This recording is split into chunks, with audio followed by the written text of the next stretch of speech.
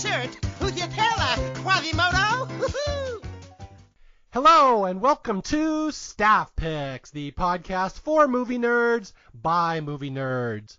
As always, I'm Mario Lanza, and I am your host on our journey through the movies out there that just need a little more love. And today's movie is one that I am especially interested to talk about for a myriad of reasons. It is the 1988 animated movie Who Framed Roger Rabbit, which I'm going to flat out say right at the start of the podcast here is easily one of the 20 biggest movies that had ever come out in my lifetime, yet nobody ever talks about it anymore, and I'm baffled why that is, because this movie was such a big deal, and it really still is if you watch it now, but again, nobody ever talks about Who Framed Roger Rabbit anymore, and I want to know why. So, I'm going to bring on a guest here. Let's see. She's been on Staff Picks before. She's a big fan of this movie. She actually suggested this to me a long time ago. Said, why don't you do a Who Framed Roger Rabbit episode? And I'm like, that never crossed my mind, but that is the perfect movie to cover on Staff Picks just for, like I said, because it just basically dropped off the face of the earth and nobody remembers what a big deal this was. So, let's see. Yeah, she's been on the show before. She is a burlesque dancer, and it was funny because last time I had her on to talk about True Lies, which there is some burlesque dancing in that with Jamie Lee Curtis, and it never even crossed my mind that Jessica Rabbit in Who Framed Roger Rabbit is also a bit of a burlesque dancer. So it ties in perfectly. So welcome back to the show. One of my favorite guests I've had on before, Christine Giver. Hey, Mario. I am happy to be back and talk about this movie. It is a movie that, as we will get into, it's so ironic that I fell in love with this as a kid because it is not a kid's movie. But I think maybe in the 80s we just didn't know better and we were like, yeah, it's fine. So I'm really, really excited to talk about this one. Yeah, I'm glad you brought that up right at the start because I was just watching it this morning just to take notes, and I realized, my God, this is not a kid's movie at all, is it?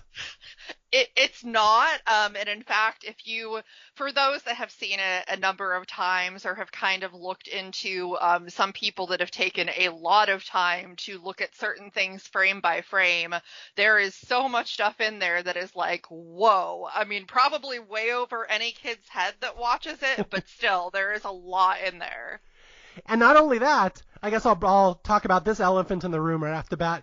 This movie apparently terrified every little kid who saw it in 1988 because of that dip scene.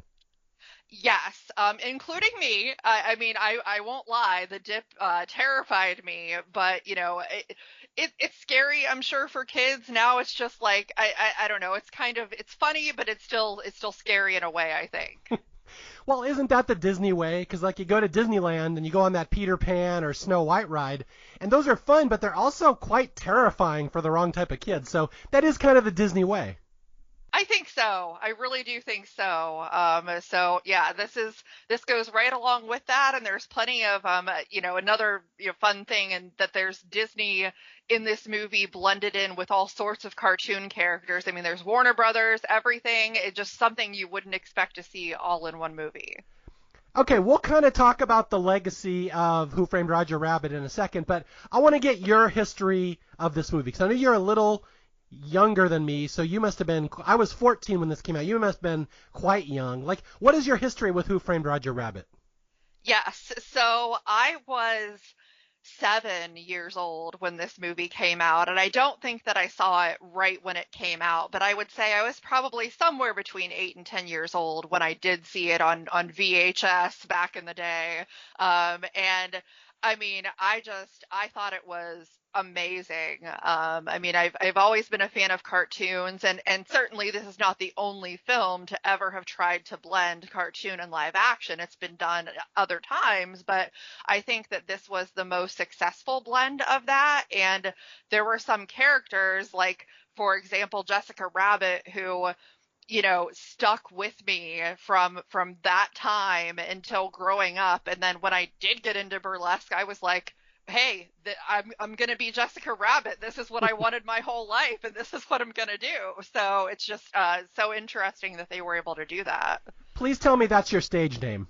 It is not. Oh, damn it. I wish wish it was, but I'm sure somebody has tried some version of that, like Jessica Grabbit or something. I had no idea that burlesque names were that close to roller derby names. Yes, they are very, very similar. In fact, my first choice for a burlesque name was already taken by someone in roller derby, so. Wow. The things you guys learn listening to Staff Picks. Okay, I'm glad you pointed out this was not the first meld of live action and animation, because I think a lot of people kind of think of it that way, like, oh, that was that one where they finally did live action and animated and made it into one movie. But no, that's absolutely not the truth at all. There was Pete's Dragon, there was Mary Poppins, that was a big one. Yes, for sure. I mean, that it was done before that, and it had been done after that. Like Cool World is another example where the two were blended. So, I mean, it's been done, but I think Roger Rabbit is such a classic in the way that it was done, and the animated characters that they involved in the movie, even though they weren't like the focus of the movie. Yeah, and that's very well said. In fact, I just read a quote recently that Tom Hanks, the most beloved actor of his era, recently called Who Framed Roger Rabbit the most complicated movie ever made. Wow. Yeah, so there you go. So yeah, this was a huge technical accomplishment. This movie, I mean, broke down so many doors in what you could do with animation in movies. I know it's been called one of the great examples of the golden age of animation in Hollywood. In fact, I just read another piece of trivia. This was the single most expensive movie of the 1980s. It was, and it did not get dethroned. Well, it was the most expensive movie of all time until finally, I think one of the Terminator movies in 1991 finally, went over that. So. Okay, yeah, I'm glad you pointed out the Terminator, because this is the thing I want to get across to people. Like, you might remember Roger Rabbit as a cute little kids movie or a fun Disney movie. But again, as I said at the start, this is one of the 20 biggest movies of my lifetime. Like, all these movies that came out that were huge special effects showcases, and I'm talking like Terminator 2, Jurassic Park, Titanic, The Matrix, Avatar, like all the biggies that were the biggest and boldest at the time. Who Framed Roger Rabbit was absolutely the biggest special effects movie ever when it came out. Now, that's the thing that I think has really been lost, and why I'm shocked that nobody ever talks about it anymore. Yeah, I mean, I really think the same thing, and I'm not sure if it's just that, these days people aren't as nostalgic for that type of film. I don't really know. It was just, I loved it, and obviously I know a lot of other people love it, but I'm with you that I don't know why it's not more talked about. Yeah, and I will raise my hand here and say I am as guilty as anybody. When Christine suggested we do this on Staff Picks, I thought back to the last time I'd watched Who Framed Roger Rabbit, and I swear it was about 1990. So I'm as guilty as anybody that I love this movie. It's the most amazing thing ever that when it first came out, it was like this big Jurassic Park type blockbuster, and I haven't watched it in 31 years, even though I own it. It's just one of those things. Yeah, I mean, it's not something that I watch. There's movies that I've certainly watched more often than this one, but it's definitely, for me, it's in my top 10 favorite movies of all time. And I do like to go back to it every now and again. Okay, let's talk about a little trivia here. So this movie, based on a book. I've never read the book. I assume you've never read the Roger Rabbit book? I have not. Yeah, okay, yeah. There was some novel, 1981, Disney bought the rights. It's about a cartoon rabbit and a human investigator. It's called something like Who Framed Roger Rabbit. I wish I knew. I wrote that down, but I didn't. But Disney bought the rights, but they just did not have the technology to make it for 7 years. And in the interim, they went through a whole list of people they wanted to star in this movie, and Bob Hoskins was not their first choice. Did you hear about this? Yes, he was not even their second or third choice. Okay, so who are some other names that were floated as who they wanted to be the star of this movie? So I know that the person that they most wanted to be the star was Harrison Ford. Mm-hmm. Yeah. And he was too expensive for them, which understandable because, Star Wars had not been too long before that. It was right around that time. And so they didn't get him. And I know that they were also interested in Bill Murray. Mm-hmm. Yeah. who apparently didn't get the message and was very distraught afterwards that he was not aware that they were interested in him for that part. Yeah, let me jump in here and say that Harrison Ford I don't think would have been great in this because he doesn't have the right energy, I don't think. Now, Bill Murray, that's a whole different thing. I could totally see Bill Murray in this. And if people don't know, Bill Murray is very notorious for being impossible to reach. He has no agent. He has no phone. If you want to offer him a role, you have to basically like call this voicemail somewhere in Chicago, and he checks messages maybe twice a year, and if he wants the role, he'll get back to you. So this is one that slipped past him, and he was very upset later he didn't get it. Yes, for sure. And I mean, kind of keeping with the Saturday Night Live theme. I mean, they were looking at Chevy Chase, they were looking at Eddie Murphy. And all of these I think are actors that could have done a good job, but I mean, really when it comes down to it, I think that the role was cast well. Yeah, no, I agree. Yeah, Bob Hoskins, he was not really a big name actor at the time. I think he was British, if I recall, right? I think so. Yeah, so he has an accent in the movie. That's not his real accent. But yeah, he's just a guy in a lot of crime dramas. They thought he'd be perfect. But I do know Eddie Murphy has gone on record saying this is one of the biggest regrets of his career. He turned down Who Framed Roger Rabbit because he didn't really get the concept. Right. Yeah. And I don't blame him. I would also, in retrospect, look back and be like, why didn't I do that? But it's crazy. Like, this movie already made $300-something million. They instantly created a whole new section of Disneyland based on this movie, which is still there. Toontown is still there. But can you imagine Eddie Murphy's star power on top of that? This would have been like the biggest movie of all time. It very well could have been. I think it would have been a very different movie had he been cast. But yeah, I mean, with the star power, certainly that makes a difference, and maybe that's part of the loss of appeal is that people just aren't like, or like, Bob Hoskins, like whatever. But he did a phenomenal job with the acting in the movie. Yeah, and let's not gloss over that because this is something I specifically wanted to talk about. Is that I have seen the argument made. Now, Bob Hoskins did not win any awards for this. He didn't, no one to this day remembers him as being like a big part of Who Framed Roger Rabbit, is why it was such a big deal. But I have seen the argument, and I think this is a good argument, that this may be the most impressive acting performance anybody has ever pulled off in a movie. Because Bob Hoskins literally acts with nobody. The entire movie. It's all him and green screen and blue screen and puppets. And when you see it on screen, it looks so natural. You don't even realize how hard that must have been. Right. I was actually thinking that when I was watching it earlier today as well.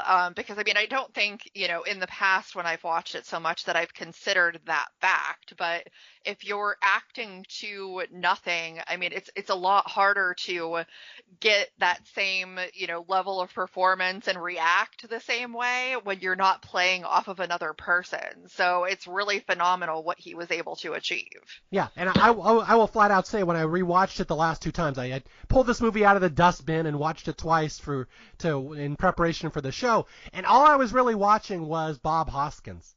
I was like, I'm just paying attention to, wow, that shot must have been tough, or wow, I can't believe that one seems so natural. That must have been really hard. So if you watch this movie again, just watch him and imagine how tough it was to the extent that I think I read somewhere that after he did this movie, it was so hard and so much work, he didn't act again for over a year because he needed some time off. Oh, wow. I had not seen that, but I wouldn't be surprised because that would have been a lot of work. Yeah. Yeah, he's out there doing double duty in this movie. Just watch it and pay attention to that. Okay, one other thing. So, again, this isn't really a kid's movie. I was kind of shocked at how adult it was when I was watching earlier today, some of the stuff in there, especially one of Baby Herman's lines in particular that I cannot believe is in a Disney kids movie about how he's 50-year-old and has a 3-year-old's dick. Yeah, that's a little bit. I think kids these days probably wouldn't fly over their heads. Yeah, and to be fair, he doesn't use the word dick. He says dinkus, but that's a very edgy line for a Disney movie. That's the one that jumped out at me. Is like, wow, I was not shocked when I saw that this was a PG-rated movie, and I read some interview with some director or producer who said, yeah, that movie really should have been PG-13. We got lucky with a PG. Yeah, I would say that they did. I mean, if that movie were made today in the same type of way, I don't think that it would have been quite that. Honestly, I think that if that movie were made today, they would be better off just ratcheting it up and going for an R rating. Oh yeah, that's a good point. Yeah, so this is right there in the middle ground when they're trying to the best of both worlds. Right.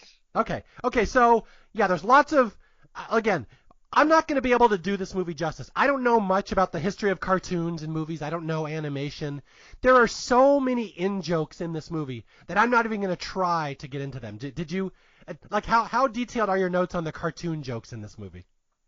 I don't think I have a lot of notes about the cartoon jokes. I know I was noticing a lot of that as I was rewatching it today, but I didn't make any specific notes about those. Okay, good. So we'll be on the same page. So we're not going to Yes. we're not going to get too specific into the history of cartoons. But again, if you know the history of of cartoons, this movie is like a gold mine. There's so much going on. Oh yeah, for sure. Okay, and the last thing I wanted to say is the director of this movie. So when Disney bought the rights to this movie in 1981, they wanted the director Robert Zemeckis to direct it, and he was totally on board. But the problem was his first two movies flopped. Now I don't know if you know his movies. One is called I Want to Hold Your Hand, and one is called Used Cars. Have you seen either of those? I have not seen either of those. Okay. Used Cars, one of my favorite comedies of the 80s, but it's virtually unknown, and it was a huge flop. So they put the movie on hold because all his movies flopped, and they're like, we don't trust you with Roger Rabbit. This is a huge Disney property. We're not giving it to just to nobody. But then he made Back to the Future and Romancing the Stone, and that changed their minds immensely. So then he got the job. Right, I would imagine so. I mean, Back to the Future was huge. That would be like another one that I'd be like, oh, I would, that's a great movie to talk about. But I think that one has held up over the test of time like a little bit better than Roger Rabbit. Yeah. I've always said this is a sentence I always use, that I always call Back to the Future nature's perfect movie. But I don't think anybody could find a flaw in that movie anywhere. I would agree. It's a pretty outstanding movie. I don't think that I would change anything that I could think of. Yeah. But the tie-in there is what I'm getting at, is that Robert Zemeckis had done Back to the Future. He liked working with Christopher Lloyd, and so that's how he got him to be in this movie as the judge. So that's the tie-in. Yeah, for sure. And interesting fact about that, as we were talking about casting, he was also not the first choice for Judge Doom. Oh, yeah. Yeah, get into that. So who were I know there was one actor who they said was too terrifying, and one they said who wasn't terrifying enough. Do you remember who those two were? Yes. So it could have been a very different movie with either of those choices. Their first choice was actually Tim Curry, which I don't know if anybody wants to try and imagine Pennywise as Judge Doom. I don't, but that's what I'm picturing. So yeah, he was too terrifying, and they were considering John Cleese, who they said would not be terrifying enough. Yes. Yeah, John Cleese was not terrifying enough. Tim Curry was too terrifying. And then, just like in Goldilocks and the Three Bears, Christopher Lloyd was just right. Yes, he was. And I had also read that his secret to kind of hitting that good, terrifying medium was that he does not blink once the entire time that he is on screen. Well, to be fair, he also has sunglasses on most of the movie. But yeah, I read that as well. Yeah, if he has sunglasses on, you can't tell. But yeah, I mean, I think that was something that he specifically worked on to like try and make himself really scary. One of the true underrated villains of children's movies of all time, the judge in Who Framed Roger Rabbit, who, again, I'm not kidding, messed up so many kids of that era because he's just creepy. Yes, he is extremely creepy, still today, but yeah, for sure. You know what's funny is I was watching this movie in preparation, and my daughter's 21, and she walked by, and she's like, "What are you watching?" I'm like, "Who Framed Roger Rabbit?" I'm like, "Have you seen that?" And she's like, "Yeah, I saw it as a kid once. It scared me when they killed that shoe in the dip." So like, she just off the top of her head, she just remembered that scene was scary. It was, yeah, and it's so funny that sticks with people, so long after. Okay, we'll get into the plot of the movie here in a second, but there's one more name I wanted to throw out here that that was bantered about at the time.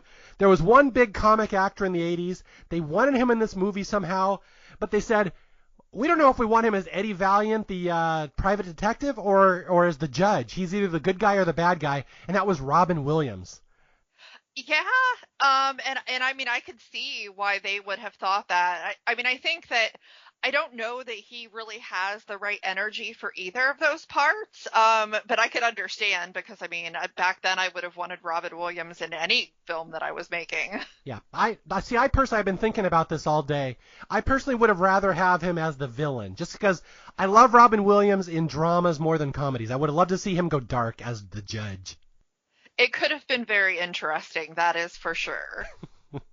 Okay, so we're going to go through the plot here. And again, this movie has a very simple plot. This might be a fairly quick podcast, but are you ready to kind of delve into the world of Roger Rabbit? Sure, absolutely. Okay, so I will set the tone here that this movie exists in 1947 Hollywood. It's very old-timey, kind of film noir. I kind of think that's probably why I don't watch it that much, because that's not really my genre, that old-timey stuff. But it's a world where it's old-timey Hollywood. There's humans and there's cartoons, and they coexist, like they live with each other in their own sections of town, but they work together in the movie world. So it's basically, think of all these old animated movies, but those weren't animated. Those were actual cartoon characters living and breathing that just starred in the movies. That's the premise. Am I accurate there? Yes, that would be a good assessment of what this film's setting is. Okay, so we start with, it opens with a cartoon. Lead us through the Baby Herman cartoon at the start. So the Baby Herman cartoon at the start, and I mean, I think that if you didn't know what the film was going into it, you know, it would be just like any Tom and Jerry cartoon or anything, you know, that you would see back at that time where there's this baby and Roger Rabbit is supposed to be watching the baby. And, you know, of course, the baby tries to get into trouble. I think he was wanting a cookie, and Roger is trying to stop him from hurting himself. And Roger ends up getting hurt in a lot of terrible ways. Yeah, although there is one rule in this universe, Christine, and that is toons cannot be hurt, right? Yes. I mean, they obviously appear to be getting hurt, but they do not actually feel pain.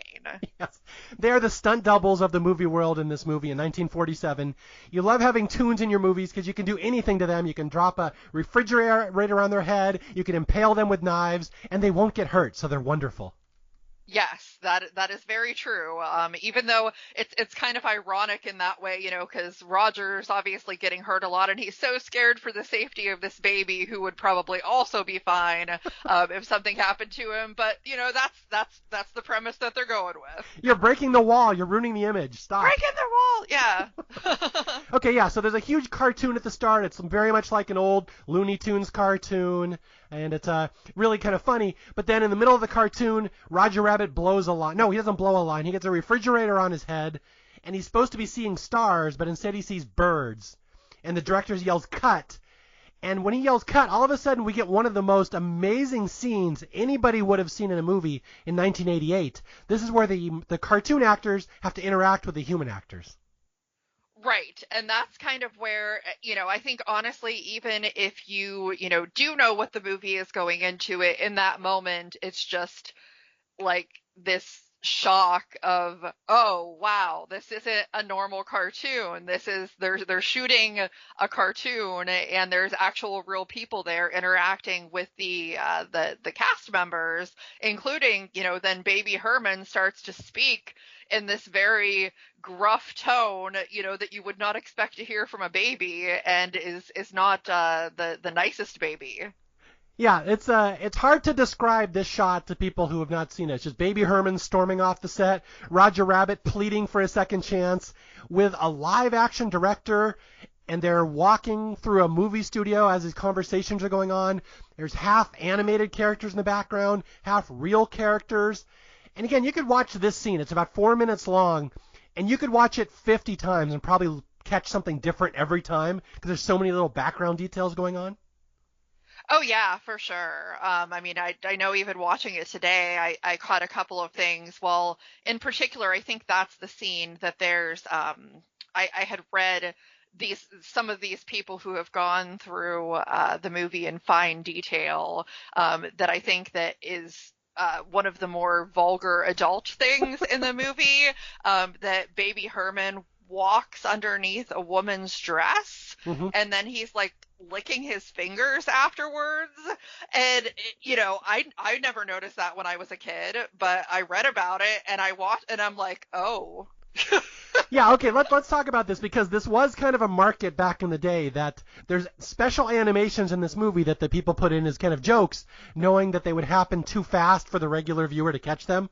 But people would get this movie on Laserdisc, another form of media that does not exist today, and they'd frame step it step by step per each frame, and you could catch little stuff, and this movie was notorious for it. And I think in that scene, if I recall, yeah, Baby Herman, again, this little 1 foot tall baby who's an adult in a baby's body. He walks under a woman's dress. He takes his middle finger, he extends it straight up her dress as he walks by, and then as he's walking out from under her dress, he's licking his finger. Yes. Yeah. Which is, I mean, if they made that more obvious, then I'm not sure they would have gotten away with a PG rating. Yeah, so that's another fun thing about this movie. I do remember that at the time, that The Little Mermaid was famous for having like a penis on the cover art, but Who Framed Roger Rabbit went to a whole nother level, all the little dirty animations that are hidden in it. Yes, there is a lot of that. Okay, so here we have this movie studio. It's all chaos. Roger Rabbit's pleading with the director to give him another chance. I'm sorry I blew the line. And now we meet the main star of this movie, who is a private detective named Eddie Valiant, played by Bob Hoskins, and kind of explained who Eddie Valiant is. Yeah, so he's a detective. I mean, he seems like he's, kind of down on his luck. Business doesn't seem very good. I don't know if, giving away that aspect of it, but in the beginning, you just see that he hates tunes. He really doesn't seem to want to be around them. He doesn't want to have to go into Toontown. And you find out very shortly thereafter that a lot of that has to do with the fact that his brother was killed by a tune. Terrible. Yeah, his brother murdered by a tune. Although, in keeping with the cartoon universe, how was his brother killed by a tune? A piano was dropped on his head. Now that's funny. I appreciate that.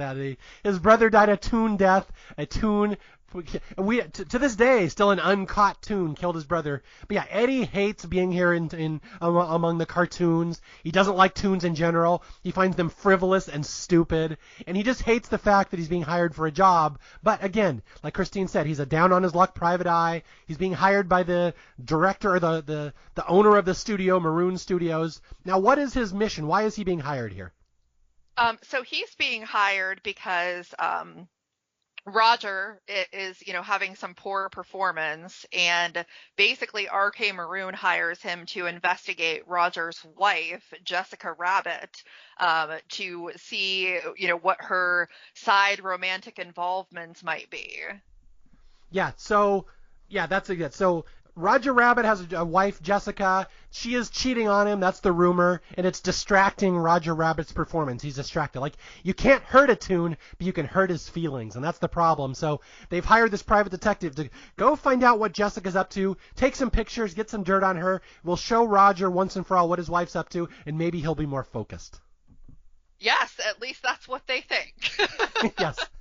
Although we get a shot here where Eddie, the detective, goes back to a bar. He's a known drunk, and all the people are making fun of him because he's working for a cartoon studio, and he's very upset about it. He screams at one guy, "I don't work for tunes," and he beats some guy up. So we know Eddie's a tough guy. He's very serious, and he hates this mission more than anything. But again, it's $100, and he needs $100. Yeah, I mean, and it seemed to, obviously it was that was quite a lot of money back then. So he was very excited about this amount of money, and RK Maroon seemed hesitant to pay that much at first, but he's like, "Oh, this is a terrible job." So he ended up doing that.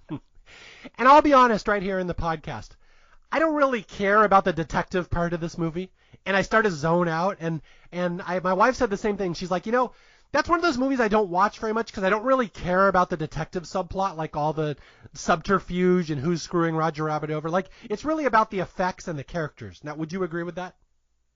I think so. I mean, like there has to be some sort of plot to kind of carry the movie along, and I think it's more the Judge Doom aspect that I find Mhm. more interesting. But yeah, I mean, it's definitely more just the experience and the animation and things like that. Yeah. So we're gonna yada yada over some of the details of the detective work itself to get to the fun stuff. So with that being said, now Eddie's gonna go to the club and he's gonna meet Jessica Rabbit, who he assumes is a rabbit like Roger. It turns out that is not the case. Now I'll leave it up to you because I know you live in this world. Who is Jessica Rabbit? So Jessica Rabbit is a human looking cartoon, very, very voluptuous, and all of that. And I mean, I'll tell you, like, the first time that I ever saw the movie, that, not really knowing what to expect and seeing that scene and that very first, like, line that she sings and she comes out from behind the curtain, and I'm pretty sure that was the moment in my life where I was like, yep, I'm bisexual. So Wow, that's impressive. So Jessica, I was gonna say, I even have written in my notes, Jessica Rabbit was the first cartoon to give lots of guys a boner. So it works on both ends. yeah. I mean, I like no lie. They made that character just I think exactly what they were intending to make that character be. We have not described her dimensions yet. Is there any way we could possibly do that and do it justice? I mean, let's just say an hourglass figure to the max, very a lot up top and a lot on the backside and pretty slim everywhere else. Yeah, Sir Mix-a-Lot would love her. Yes, Sir Mix-a-Lot would be a big fan. She's got a motor in the back of her Honda. Yeah, that's for sure. So yeah, that's this whole, performance that she does, and it's just very interesting to see the interplay because, Eddie Valiant really isn't there expecting to see what he saw, and he's sitting right there next to Marvin Acme, who that, ties into more of the plot there, that obviously he's there to see Jessica Rabbit. And as she performs the end of this song, she focuses completely on Eddie, and he just doesn't know what to do. Yeah, okay. So yeah, so Eddie's initial response to seeing this beautiful hourglass supermodel is he's like, "Oh my God, Roger Rabbit is married to that? There's no way." And he cannot believe it. But there's some other fun stuff in the scene that I have to point out. So first off, yeah, Jessica Rabbit is, and to use a crude term, a walking wet dream, basically. And they did that on purpose. And in fact, I read somewhere the animators were like, you know what? Let's go all the way with it. Not only is she wearing a low-cut dress, the skimpiest dress possible, she's curvy as all hell, but they're like, when most women walk, their breasts bounce down. But with Jessica Rabbit, they decided to make her breasts bounce up just because they thought, why the hell not? Let's make her bounce up. Yeah, I mean, why not? They've already got all of the other stuff, so might as well do that too. Yes. So, again, the disclaimer, this is really not a kid's movie. No. Okay, but there's some other fun things going on in the nightclub. We have a really famous sequence at the start where Donald Duck and Daffy Duck are doing a piano recital. Yes, that is also a very well-known scene where they're battling each other through the pianos and trying to sabotage each other and all of that, and kind of get yanked off of the stage in the end. It's like a rap battle, but how they would have done it back in the 40s on piano. Yes, absolutely. But yeah, that's one thing I wanted to point out, that aside from Roger Rabbit and the other cartoons in this movie, there's all these famous historical cartoon figures. And I don't know how the producers got the rights to every one of them, but like I could not even name half of the famous cartoons. You got Daffy Duck, Donald Duck, Betty Boop is in this scene. We'll have Yosemite Sam later, Bugs Bunny, Mickey Mouse, Porky Pig. Like I saw Marvin the Martian at one point. It's crazy how many rights they got to all these characters. Yes, and do you know that they actually wanted to do more? Like, there were more characters that they wanted to add in, but for whatever reason couldn't get the rights to them. Wow, I was most disappointed that He-Man and the Masters of the Universe were not in there somewhere. I mean, that would have been fantastic if they could have been, for sure. Yeah, and that actually reminds me of one of those little cartoon things that you had mentioned, because I didn't make a note of it, but it was something that I noticed in the film that right leading up to before going in the club, they were playing the theme from The Sorcerer's Apprentice. Mm-hmm. Yeah, and there's some Fantasia stuff back at the studio. The mops are there. Yep. All sorts of movie in-jokes from animated movies. Again, I'm not the right person to talk about them. I only maybe caught a fraction, but a cartoon purist would love this movie. Oh, absolutely. I'm speaking as if a cartoon purist wouldn't have seen this movie. I'm sure that any cartoon purist would have seen it. Yeah, they're like, what, Roger what now? Never heard of it. Okay, so yeah, we're in the club. We have the penguin waiters. They're the same penguins from Mary Poppins. I caught that. There's a joke here. I like this joke. There's like 3 jokes I think are really clever in this movie where Eddie walks in and the cartoon penguin comes over to take his order, and Eddie's like, I'll have a scotch on the rocks. And the waiter walks away, and Eddie's like, and I mean ice. Because he knows full well the cartoon's going to take it literally. And sure enough, when he gets his drink later, it's a scotch with rocks in it. Yes, that was another good one. And what I think is so funny about that is the way that they demonstrate the tunes taking things literally, when you would think that being tunes that it would be the opposite, but it's funny because it's literal. So it's kind of weird like that. But again, that's exactly what the joke would have been in a cartoon back in the 50s. Someone would argue, yeah, drink on the rocks, and they put rocks in it. That's exactly, so it's like a little tie into that kind of humor. For sure. Okay, so you mentioned one character in the bar here. He's important to this movie. Explain who Marvin Acme is. So Marvin Acme, I believe he's the owner of the Acme Corporation, and he also owns Toontown. So basically there's the suspicion that he is doing something with Jessica Rabbit. Yeah, this guy's a big shot. He owns Toontown, and again, if you know the Roadrunner and Coyote cartoons, he always had those Acme products, which is just generic cheap joke items. And so this guy apparently owns all these Acme Corporation items. It'll become famous. It'll become important later when you start seeing his warehouse. But anyway, the Acme guy loves Jessica Rabbit, and right off the bat, our private eye thinks this guy is having an affair with Jessica Rabbit. That's why he's here to watch her perform. And sure enough, after the performance, he follows them into the dressing room and he takes pictures. And what do we see with Marvin Acme and Jessica Rabbit? What are they doing together when they're not supposed to be?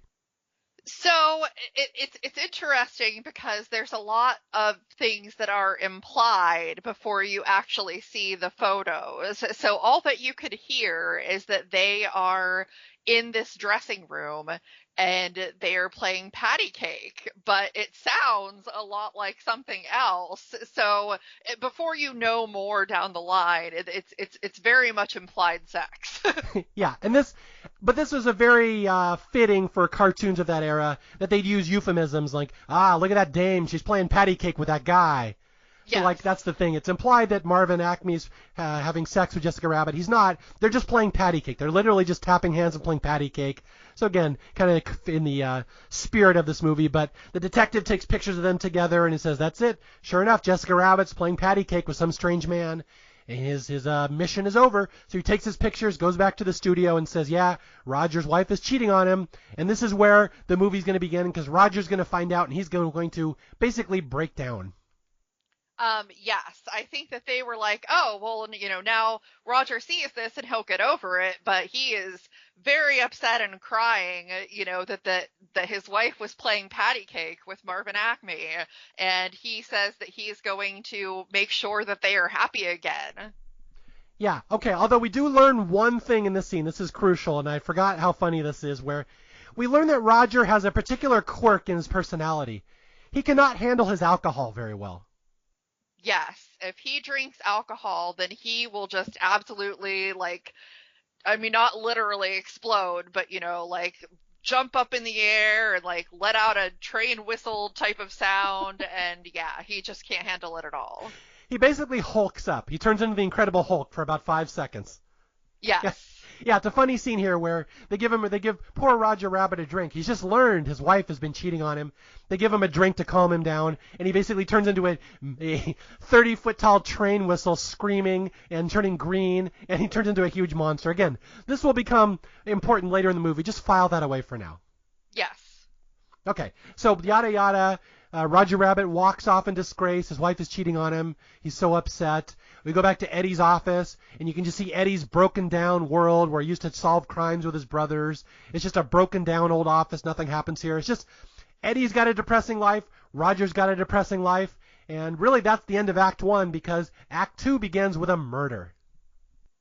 Yes, they discover that Marvin Acme was suddenly murdered, and a lot of the evidence seems to point to Roger being the one that did it. Okay, yeah, so this is the Acme guy that owns Toontown. The next morning he is found murdered, and sure enough, it looks like a Toon has murdered him because a safe has been dropped on his head, which is an especially graphic little image that I enjoy. And Eddie Valiant, our private eye, gets called in because, you were part of this case last night. You took these pictures, you gave them to Roger Rabbit. All of a sudden, the guy in the pictures is dead.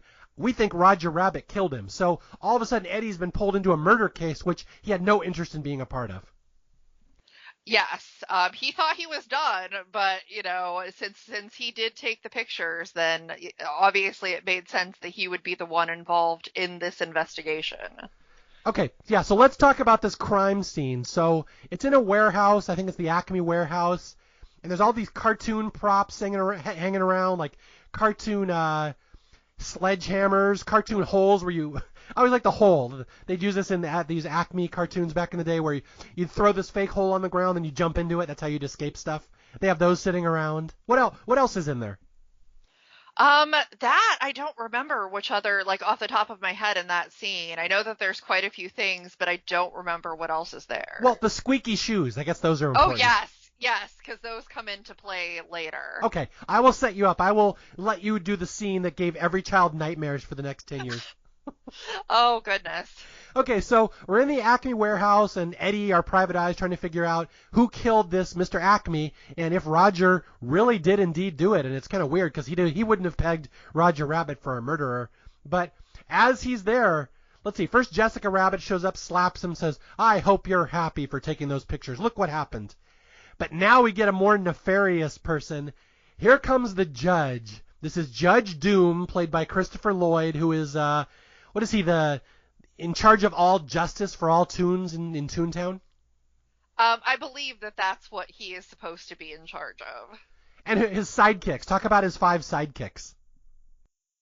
His sidekicks are weasels, and they all have their own little looks and personalities. But yeah, they're almost like kind of weasel police.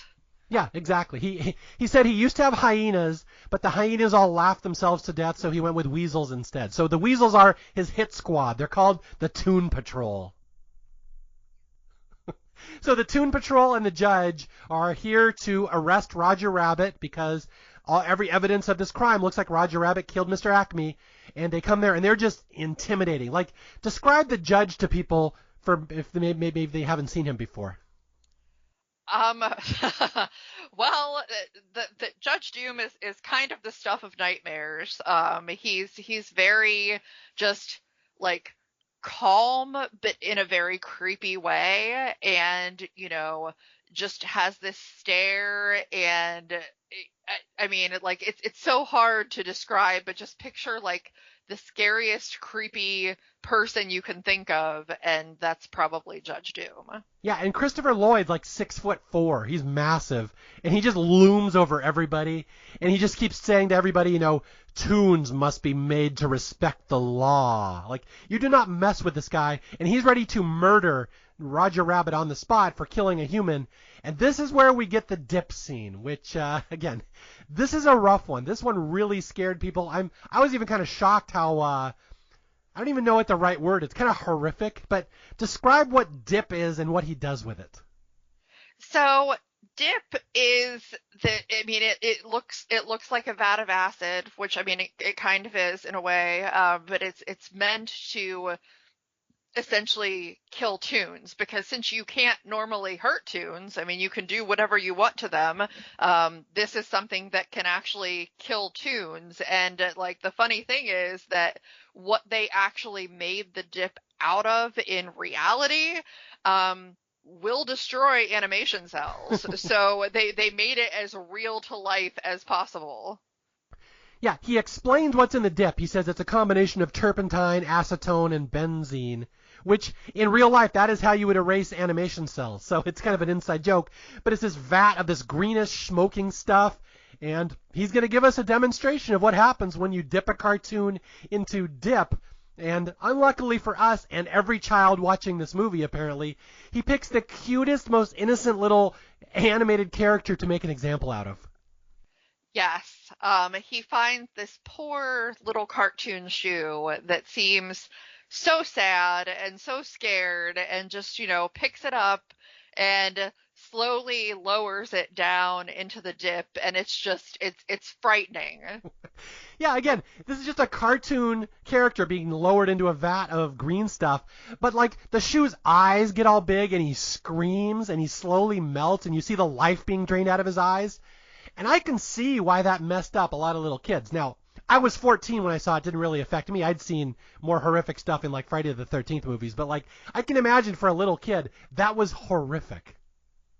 Yeah, I mean, I was probably 9 or 10 when I saw this movie, and I don't even know if I knew what to think, because that probably was the most horrific thing that I'd seen in a movie up to that point. Yeah, this poor, happy little jumping, bouncing, squeaking shoe gets murdered. And so from here on out, we know the stakes, that if any bad, villainous cartoon crosses the judge, they will be dipped into this dip and murdered. And it's scary. So, like, there's legitimate stakes to this movie. You don't want to see a cartoon get dipped again.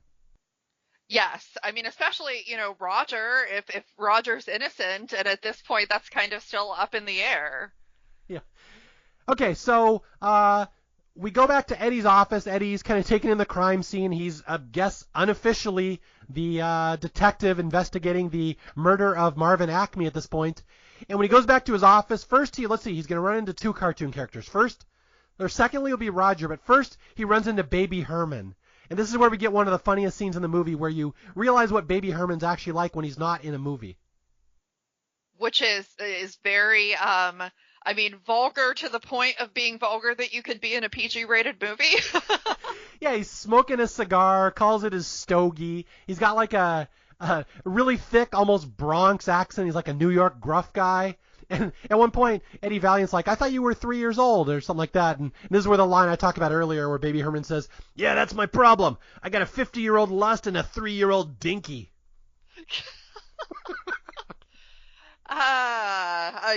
Yeah. And I mean, like, I think that at that time it would have gone over a lot of kids' heads, but today's kids are a little bit more apt to understand things, and I'm pretty sure a lot of them would get that joke. Yeah, that is not a line you'd hear in like Mary Poppins. No, absolutely not. Anyway, so Baby Herman tips him off. He's like, Roger's my friend. He ain't gonna kill nobody. Like, you want to solve this crime, look for the will. I know Marvin Acme had a will, and he was going to leave all Toontown to the residents of Toontown when he died. So look for that will, and you'll solve this crime. Someone's trying to get around that will. So right off the bat, he gives Eddie a good tip. Yes, and for the life of me right now, I cannot remember what that next part is. Well, this is where we meet Roger. Yeah, Well, yes. Yeah, okay, there's no other part. We go into Eddie's office, and this is where Roger is hiding, because Roger Rabbit knows he's in trouble. Someone framed him for murder. The weasels, the judge are after him, and Roger's like, please, look after me, help me, solve this case, Eddie. And Eddie, of course, still hates Toons. He's never going to like Toons at any point until the end of the movie. Oh, yeah, for sure. And I mean, he even, he asked Roger if he told anyone else that he was here. And Roger's like, well, I had to ask this person where your office was. And I asked this person where your office was. And then, Eddie's like, well, everybody knows that you're here now. Yeah, Roger is not the ideal defendant. He's in trouble. He's telling everybody where he is. He's running around just across town, causing nuisance. Although we learn here that Eddie's like, did you kill this guy, Marvin Valiant? And Roger's like, me? I could never kill anybody. My only purpose in life is to make people laugh. That's what I do. I could never hurt anybody. And Eddie's like, well, you must have been pissed at your wife for cheating on you. And he's like, no, I just wrote her a love letter to say how much I love her still. So Eddie doesn't really understand this, but the crux of the scene is Roger, as a joke, is going to handcuff himself to Eddie, and Eddie's going to tell him, I don't have any keys for those handcuffs, you moron. Now we're handcuffed together. And this is right when the weasels show up to arrest Roger. Yes. So I believe this is when they go to the bar. Well, yeah, first there's a big struggle in the office where the weasels are trying to find Eddie, but Eddie's handcuffed to Roger, so he has to hide Roger down in the dishwashing detergent. He's washing dishes, yeah. And then we go to the bar. So Eddie barely gets out of there with Roger's life because the weasels know Roger's around. They're sniffing for him. They can't find him. So Eddie smuggles Roger Rabbit over to his bar in his coat. Yes, which leads to probably one of the best scenes in the movie. So he takes Roger Rabbit to the bar. He tries to use a hacksaw off the handcuffs that Roger's put on them. And we learn that Roger can just pull his arm out of the handcuff anytime he wants. And Eddie's like, wait a minute, you could have pulled your hand out of the handcuff that entire time? And Roger's like, no, only when it's funny. Because, of course, being a tune. Of course, he loves the humor. And, so this is all going to culminate. I'm kind of looking at my notes here where I think he leaves Roger at the bar with his girlfriend Dolores. He says, just stay here, lay low, don't cause any trouble. Eddie goes back to his office. Jessica Rabbit's there, and she protests her innocence as well. This is where she gives her famous line, right? Yes, when she says, I'm not bad, I was just drawn that way. Yeah, which I think is on the list of the 100 greatest movie lines of all time. That's the one from this movie. Yes, for sure. I mean, it's definitely one that I, stuck with me for a while and with that character. Now, let's talk about Jessica Rabbit for a second, just because we neglected to mention this earlier. The actress, there's actually two who portray her. Now, you know who does her voice, right? So it would be Kathleen Turner, who worked with Robert Zemeckis in Romancing the Stone. Yep, absolutely. So Kathleen Turner, uncredited in this role, one of the sexiest actresses of her era, always in these really steaming hot R-rated movies, had a really sultry voice, perfect for Jessica Rabbit. And then the singer for when Jessica Rabbit sings, that's not Kathleen Turner. I think that's Amy Irving, who you may know from Carrie and other movies. She was a very famous actress in the late 80s. She does the singing voice. Oh, okay, got it. Yeah, I actually never knew that part. I did know Kathleen Turner because her voice is kind of unmistakable. Yeah. But anyway, Jessica Rabbit pays Eddie off and says, I didn't kill Marvin Acme. Roger didn't kill him either. I will pay you to find out who did it. So now it is a real whodunit case. Eddie's really trying to find who was the one that killed Marvin Acme. And this is where we learn the plot detail that, there's that will that Marvin Acme had that said if he died, all the Toontown goes to the Toons. But since we can't find the will, there was an auction. It turns out this company called Cloverleaf bought Toontown at midnight tonight. If we don't have that will, then Cloverleaf will inherit Toontown. So that's the plot. Yes, essentially. Okay, now we go back to the bar where Roger's been supposedly hiding out under, on the lam. And this is where we get the scene that you like. So it kind of explained this one. Yes.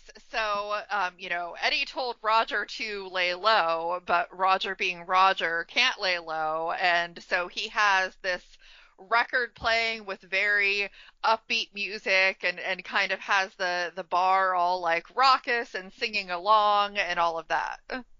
Yeah, Roger cannot leave well enough alone. He could not hide. He's putting on a big show. Eddie walks in the bar, sees this, says, "You idiot, you're supposed to be hiding. They're trying to kill you, you moron." And just like that, I believe, he rushes he rushes Roger into the back of the bar right when the Weasels and Judge Doom show up. And this is probably the big standout scene in this movie. Yes, for sure. Because I would say that part of the scene is probably one of the creepiest, Judge Doom lines in the movie, because it's the bar goes completely silent when they walk in and Judge Doom just says, "I'm looking for a murderer." Yeah. and it's just super creepy. It's just one line and then it's just silence. And so, then he proceeds to start looking for Roger. Yeah, so Roger is being hidden in the back. This bar is, again, we're in 1947. The bar has a hidden room in the back for when it was a speakeasy 15 years ago. So Roger and Eddie are hiding back there. But the judge knows Roger's in here somewhere. And he's snooping around the bar and asking.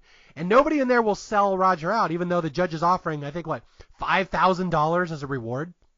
Yes. So, like, if $100 was a lot, $5,000 is really a lot of money. And I also think that it's funny, and again, something that, not everybody would get if they're not familiar with that movie. But Roger had made a comment in the back saying, Angelo wouldn't sell me out. And then, of course, this character, Angelo, in the bar is the one that Judge Doom goes over to, and he says, yeah, I saw a rabbit.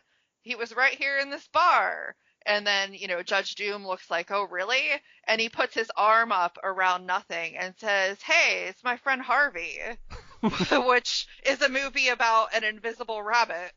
I actually didn't catch that joke. That's good. I didn't know that. Thank you for pointing that one out. Yeah, so it's probably one that not everybody got, but yeah, so there's that, and then Judge Doom realizes that he's just messing around, and then he proceeds to go into like, hey, no tune can resist shaving a haircut. Yeah, okay, this is a great scene. What's by far my favorite laugh in this movie that Roger knows none of the humans out there are going to sell him out because he made them laugh. And if you make someone laugh, then they love you, which is the kind of the message of this movie. But the judge is like, no one has to sell out Roger. I will make him come out. And he starts doing shave and a haircut. Now, you may not, if you're younger, you may not know that term. That is a very old-timey joke. It's a cartoony thing. It's a specific knock. Now, I can't knock here on the podcast. You probably won't hear it, but it's dun, dun, dun, dun, dun. And then the other person's supposed to respond, dun, dun. And it really stands for it's an old cartoony thing, shave and a haircut.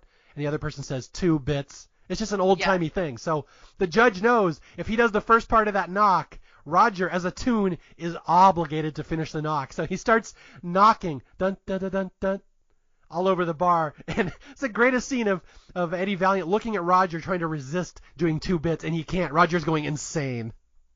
Well, and I think what's funny about that is because before he actually turns back and looks at Roger, I think he like naively believes, oh, like this isn't going to get him. Like why would this make him, do anything? And then he looks back at him and Roger's like fighting the urge to do it. I just love that. I think that's so clever. That's such a neat little plot device. But yeah, you know what's going to happen. Pretty soon the judge knocks on the right wall, does dun, dun, dun, dun, dun. And Roger just can't resist. He bursts out, gets into his big jazz hand stance and says, 2 bits. And that's that. Just like that, he's caught. Yep. He couldn't help himself. And, there he finds himself caught by the judge and potentially facing the dip. Yeah, so this is the scene where Roger is caught. The judge grabs him around the ears. The weasels all surround him with knives and guns. And this is Roger Rabbit's last stand. He's going to be dipped. It's all over. Yes, and it looks like it's not going to be a good situation for him. But then, of course, he uses the whole tune mentality to his advantage here. Yeah, this is how we talked about it earlier. How Roger has one weakness. Well, 2, I guess, if the shave and the haircut's another weakness.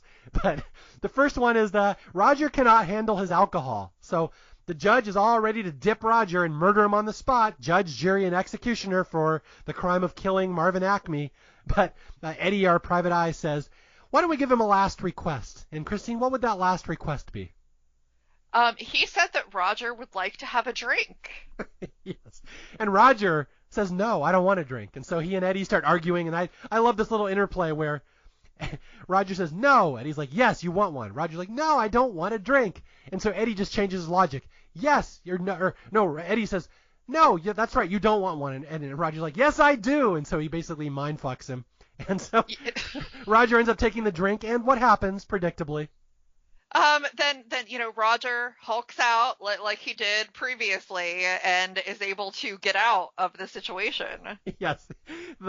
He turns into a steam whistle, escapes the judge, and we actually get a really technically complicated scene here where Eddie, on the way out of the bar, has to fight all the weasels. Now, this is the first time in the movie I really thought that must have been a challenging scene to film. Right, exactly. Because, I mean, he's essentially hitting the weasels like you would hit a person in the bar with, chairs and punching them and everything else like that. Yeah, and I've seen on the DVD they have some of the test footage of how they've recorded this.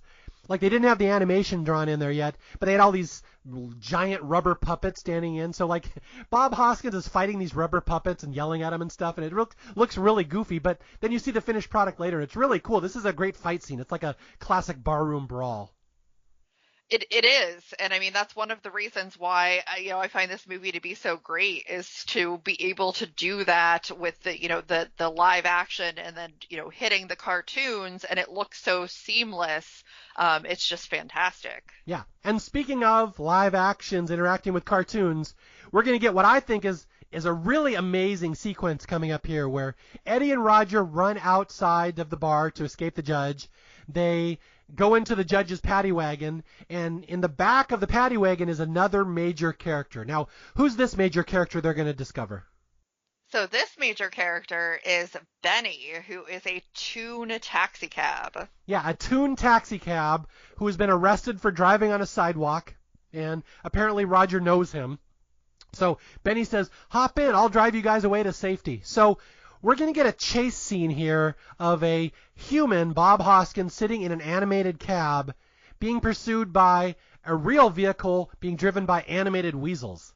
So it's a really chaotic scene with a lot of human and animated parts being moving around all at once. And again, you probably don't realize how tricky it is until you just watch it. I'm like, wow, this scene must have been a hell of a lot of work to pull off. I would certainly think so.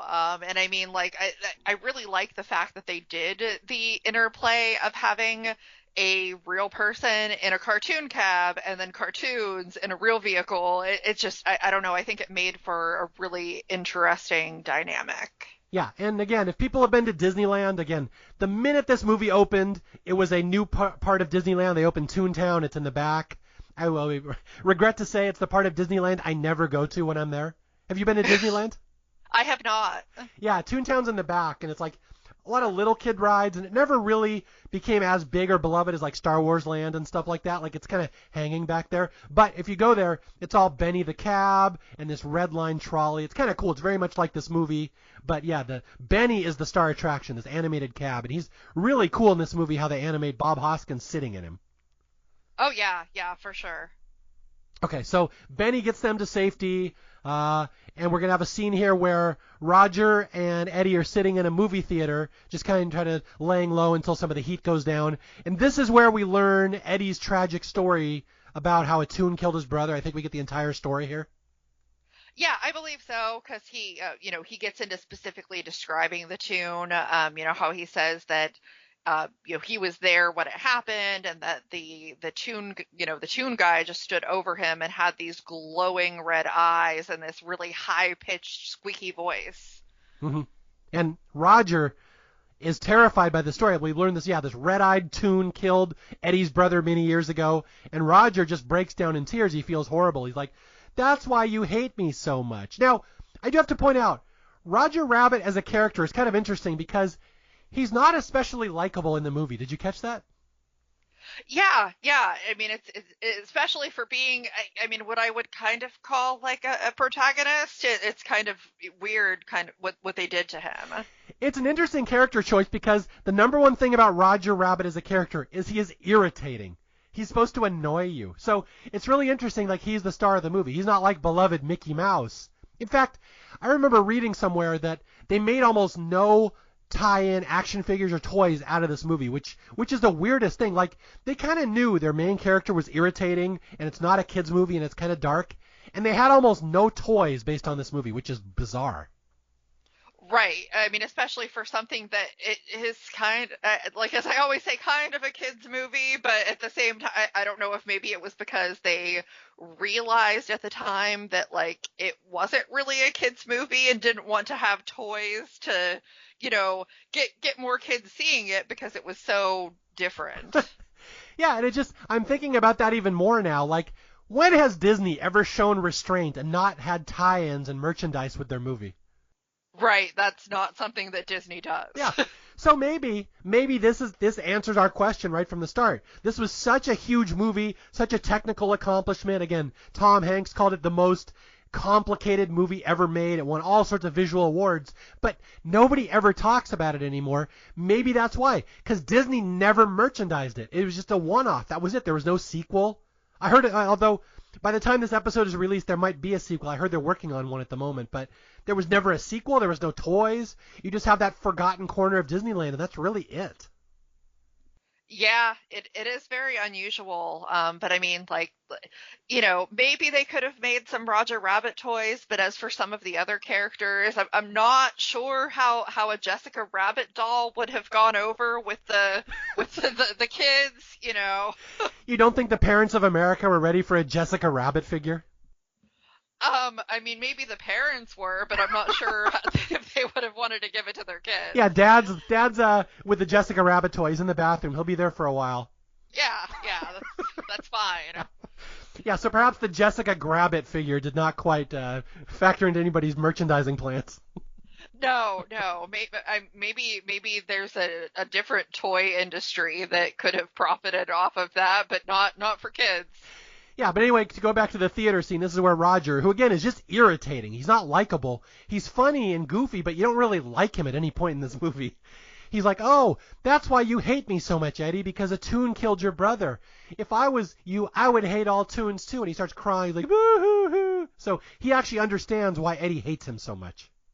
Oh yeah, I mean he definitely at that point relates, and I find it so interesting that he expressed that I guess almost a level of humanity, which is unusual for a toon. Yeah, he's trying to be well developed, which toons by necessity are not well developed characters. Although admittedly Jessica Rabbit is well developed.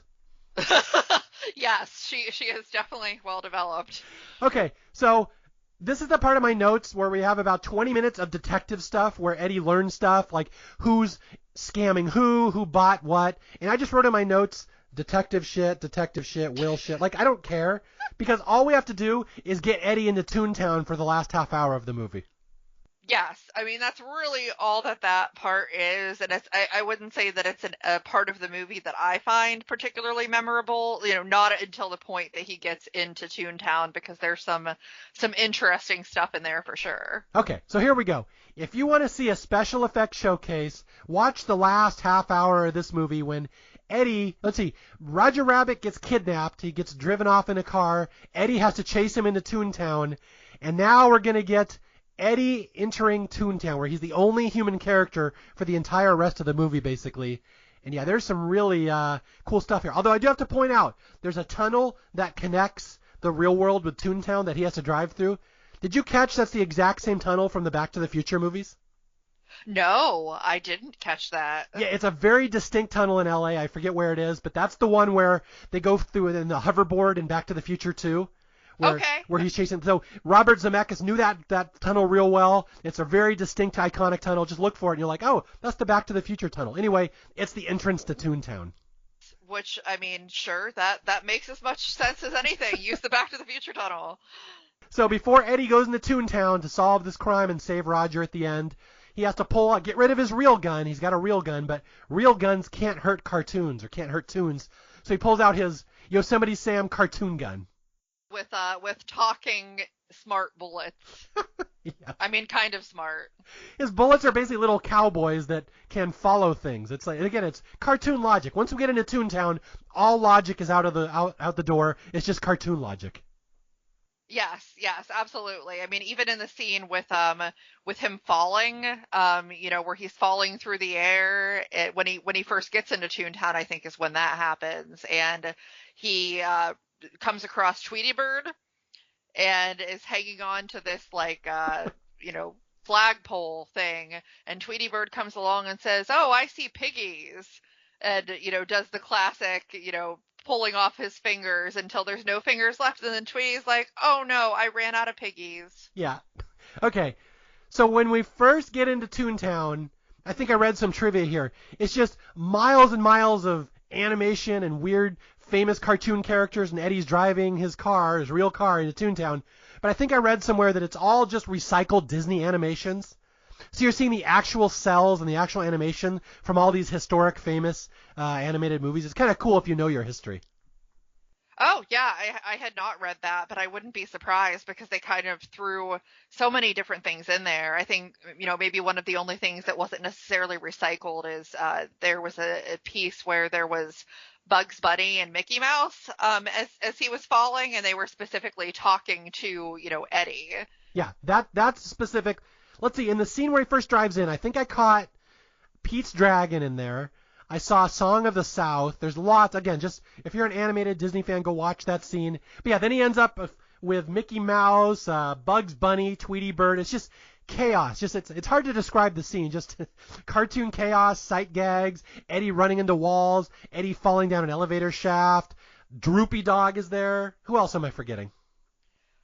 Those are the ones that I could think of off the top of my head. And I think it's important to note, too, that, since he's in Toontown, things that happen to him that if it was the real world where he'd probably be dead, he's not because he's in Toontown. So it kind of bends the rules a little bit. Yeah, our whole theology is getting weird here, where toons can't be killed, but humans can. But when a human is in Toontown, they become a toon? Is that how it works?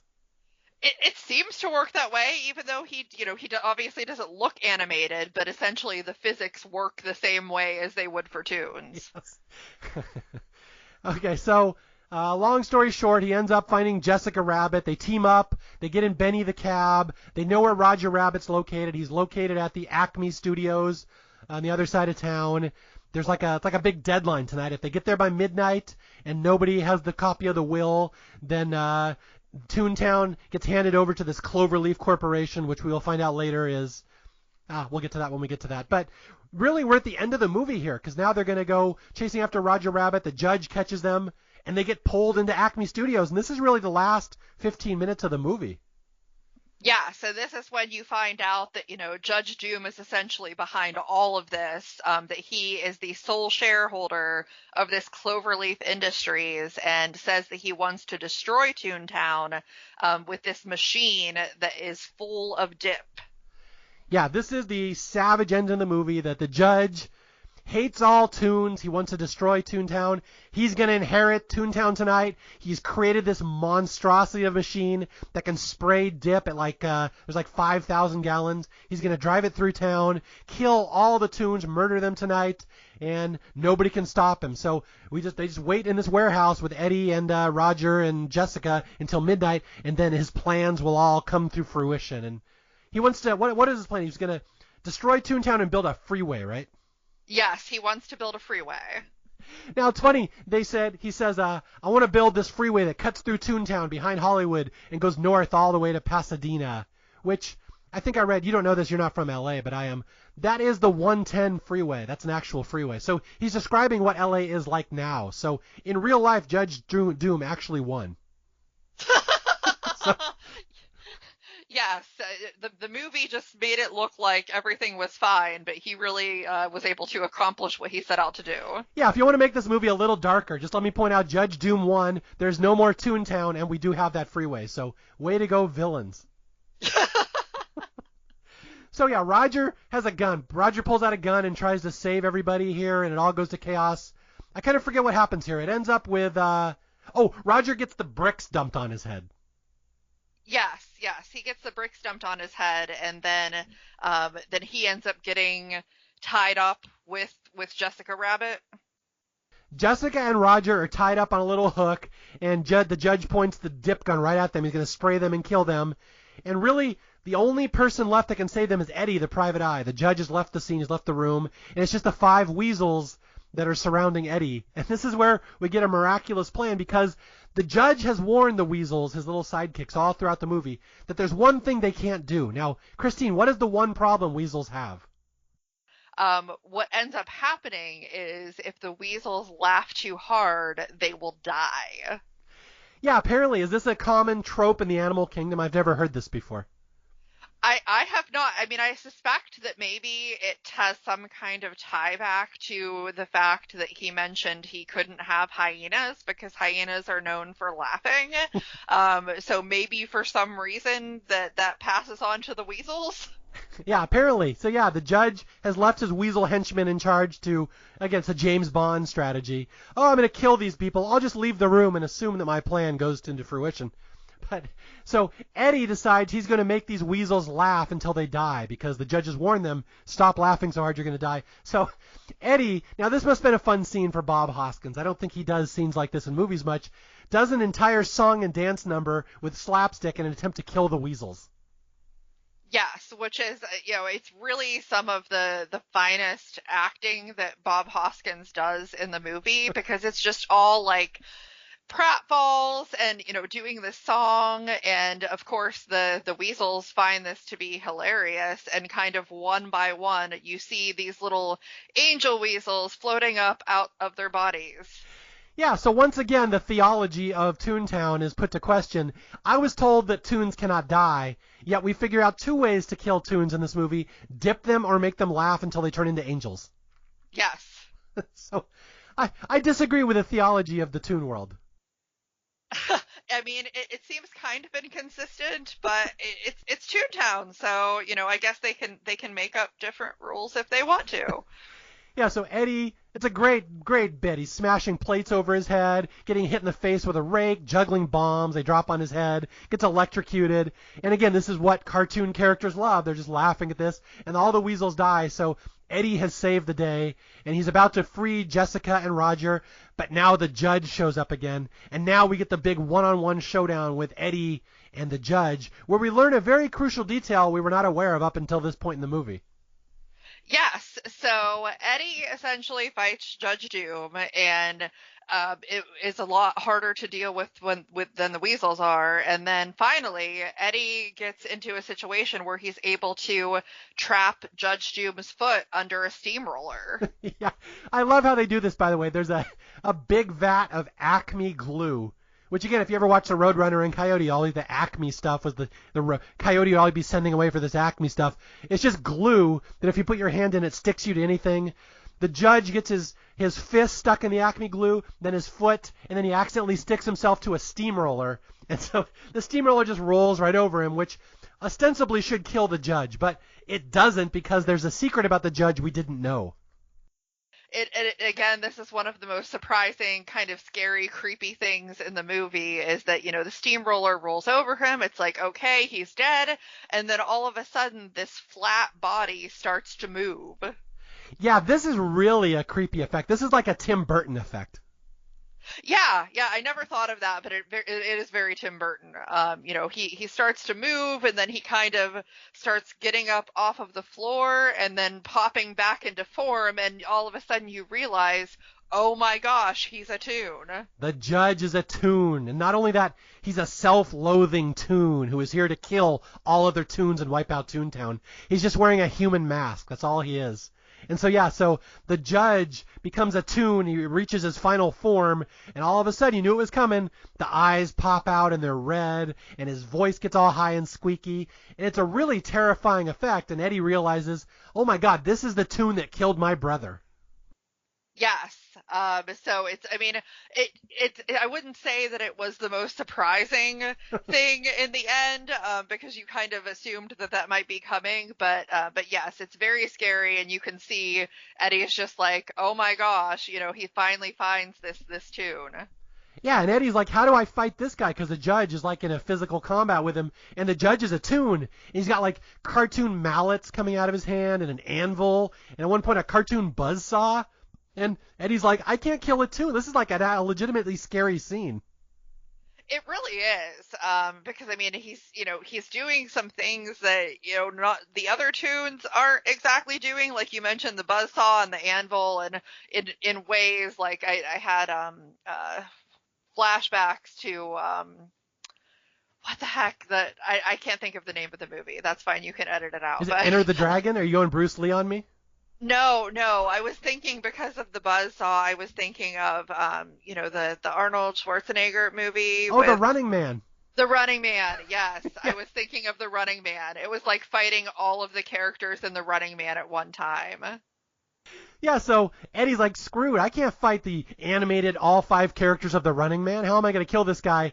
And in the melee, he sees the switch to the dip gun. Again, the dip gun that's going to kill all the Toons in Toontown. And Eddie happens to hit it. He's got this, it's like a mallet with a extending boxing glove that comes out of it, if I recall. Yes, that's exactly what it was. Yeah, the classic cartoon weapon. He uses that. He hits the on-off switch on the dip machine. The dip gun turns towards the judge and hits him. It would just get this horrific, again, I keep saying horrific, scene of the judge being doused in dip as his eyeballs go flying out of his head. He screams and he basically melts like an Evil Dead movie. Yes, it was like a combination of the Evil Dead and like the Wicked Witch and the Wizard of Oz. Oh yeah, I think he even says, what a world, what a world. It kind of, you can hear yes, it. Yeah. I think he does, yeah. Or like Gremlins, he goes down like Stripe at the end when he gets wet or he gets the sunlight on him. Yes, for sure. It was absolutely frightening. Yeah, again, this is not a kids movie at all. I'm kind of shocked.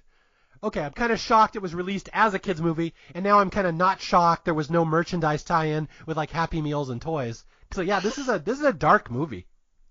It is. It's a dark movie. It's a very raunchy kind of vulgar movie in parts for sure.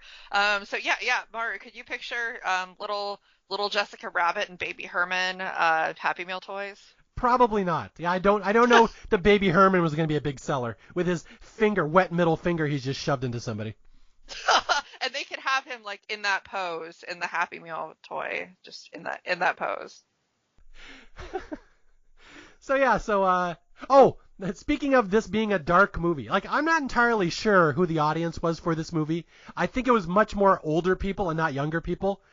But I read a thing on the Internet Movie Database trivia that when Robert Zemeckis held the first screening for this, it was all 18 and 19-year-old college students and like high school students. And he said they hated it. They walked out of the movie. They gave it like a terrible score. Huh. And Robert Zemeckis' reaction, I love it. Don't change a thing. That's exactly who I want to hate this movie. So yeah, he made no changes whatsoever after the first test screening just because he wanted it for audiences that were older. Oh, wow. I just thought that was funny. Okay. So, and that's the end of the movie, that the judge has been killed, the Toons have been saved, and Roger and Jessica are freed, and all the Toons from outside come walking into Acme Studios, and this is where we get all the biggies we haven't seen in the movie, like Porky Pig and stuff. Oh yeah, for sure. And just like from a plot perspective, again, definitely not like the reason for, the movie. There's so much, more interesting than the plot, but this is also where they find that the love note that Roger had written, that he didn't realize that he wrote it on the will for Marvin Acme, which was written in disappearing, reappearing ink. Yeah, the classic Acme gag, disappearing ink that will later reappear a day later. Yes. So then the Toontown is inherited by the Toons and everything as well. Yeah, let's see. I'm trying to name all the Toons we see at the end. This is where we see Marvin the Martian. We see Sylvester the Cat, Porky Pig. I saw Foghorn Leghorn in there. Woody Woodpecker's in here. It must have been astounding. All the rights they had to get for this movie for like a little 2-second scene.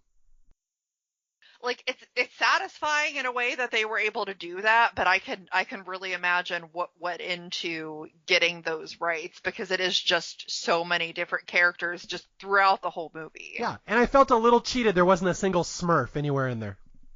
Yeah. Oh yeah, because I'm looking at the Tom and Jerry were there, Mighty Mouse, even Superman, according to what I have here. Yeah, I read it. I read they were trying to get Superman. Did they actually get him? I think so, from what I'm seeing, and Casper the Friendly Ghost as well, of like all the things. Now, why, out of all the Super Friends, why only Superman? What Batman wouldn't show up? Batman wasn't available that day? I guess Batman must have been doing something else. No Apache Chief showing up back there? All right, now I'm going obscure. Okay.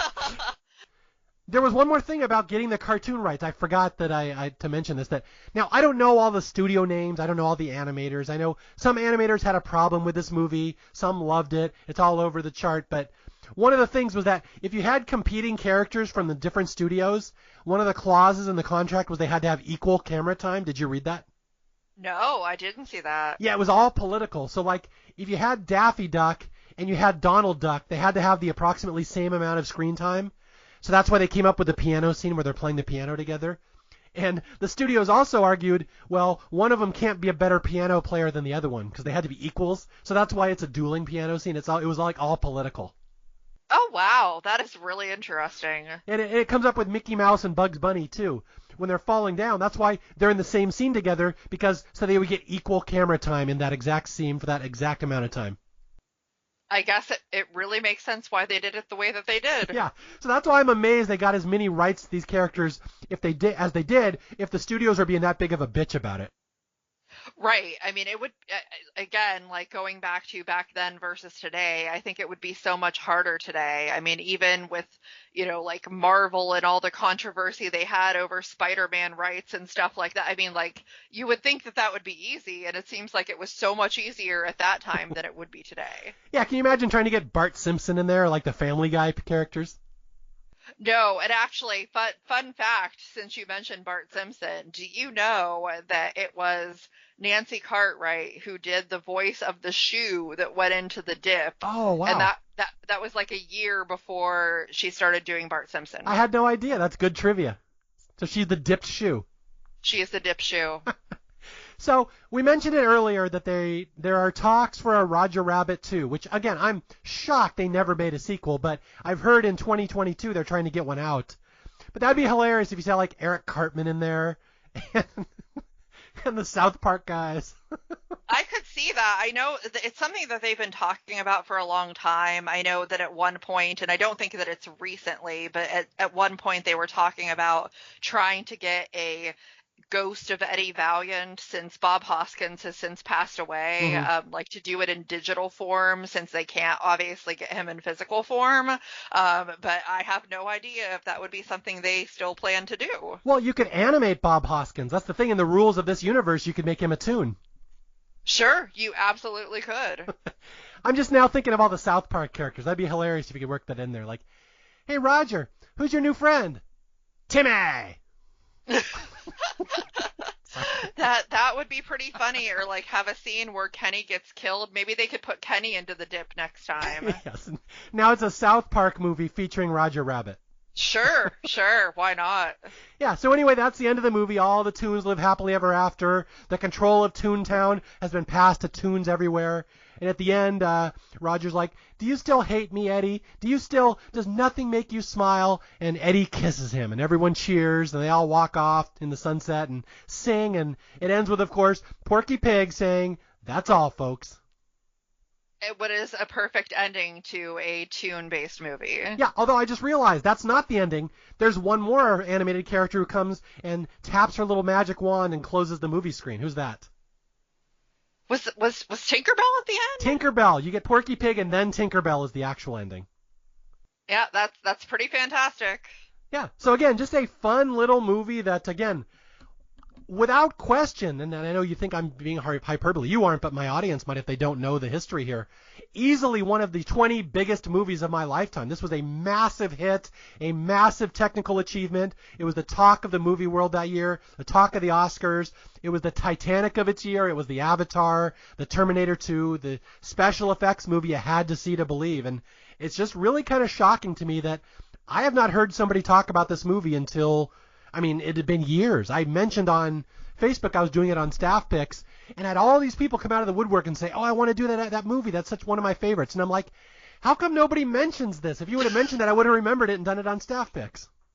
Yeah, for sure. I mean, it's just, like I said, it's one that I know I love and I try to watch regularly. I'm not sure that my 5-year-old is quite ready for it.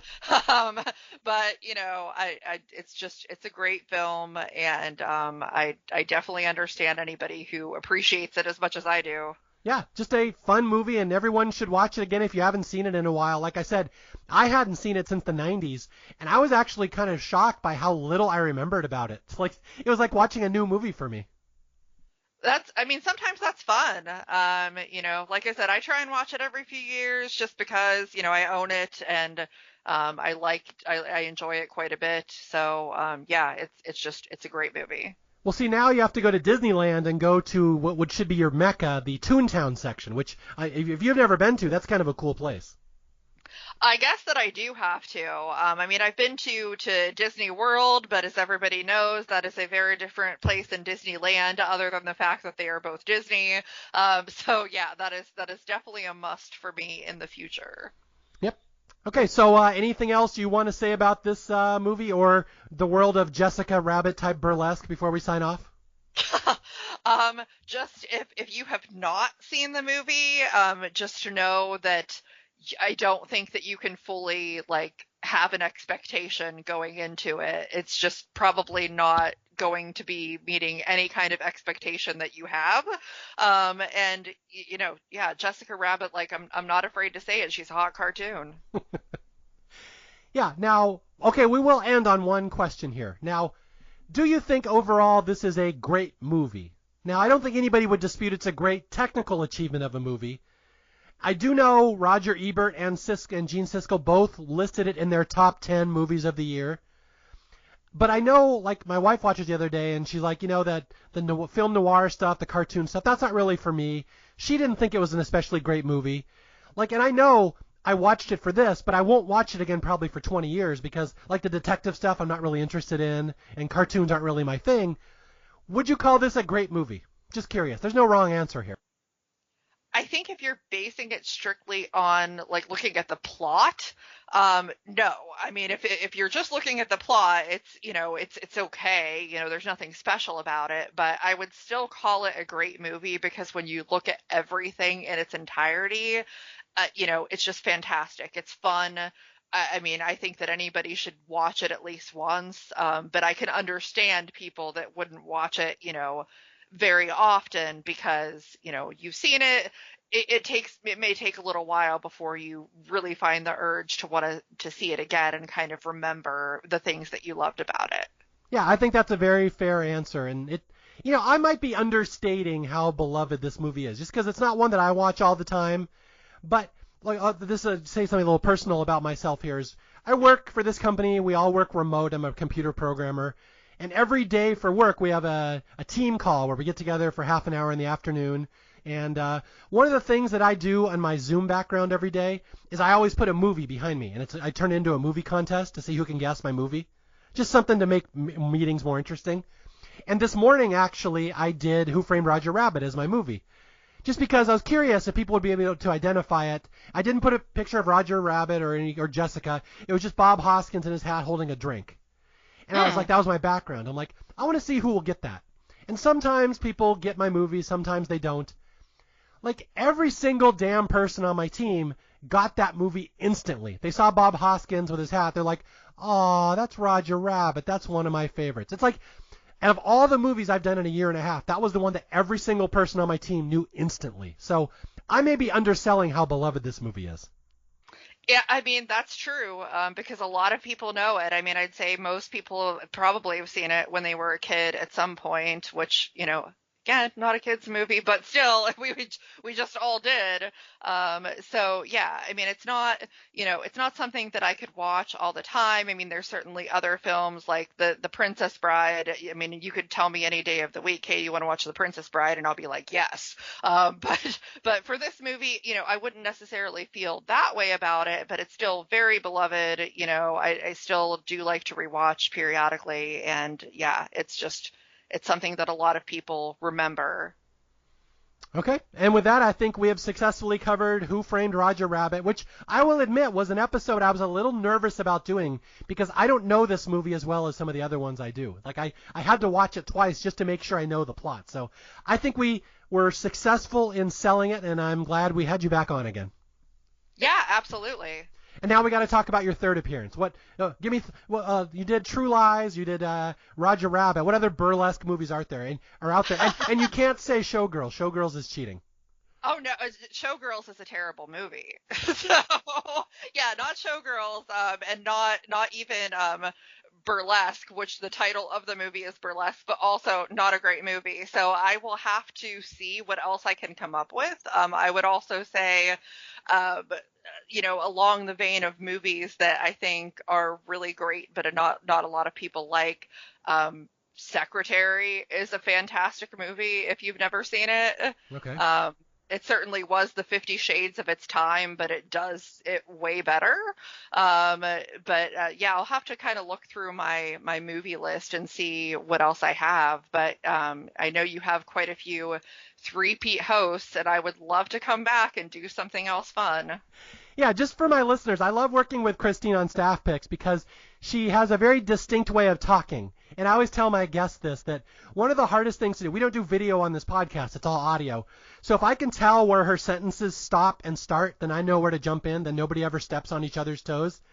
When I edit her episodes, they are the easiest episodes to edit because that's the way she talks, and it's so easy to pick out to keep the flow of our dialogue going without stepping on each other's toes. And you told me once that's because you worked in radio before, right? I did. I interned at a radio station all throughout high school, so I kind of learned it then, but I'm also a communication major in college. That's what I got my degree in, so I just have a lot of experience with knowing how to have a conversation in that way. Excellent. Yeah, no, you're a joy to work with, and I want to have you back again. So your homework is now go off and find a third movie for us to talk about. And my homework, as always, is I'm going to take my Jessica Rabbit action figure and go play with it in private. As you should.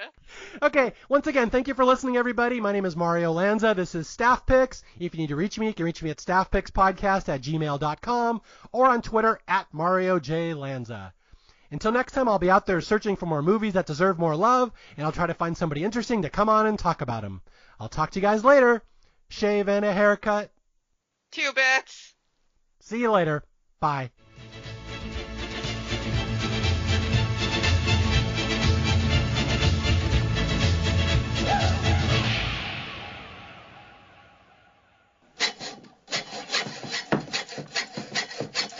Hold still, will ya? Does this help? Yeah, thanks. Do you mean to tell me that you could have taken your hand out of that cuff at any time? No, not at any time. Only when it was funny.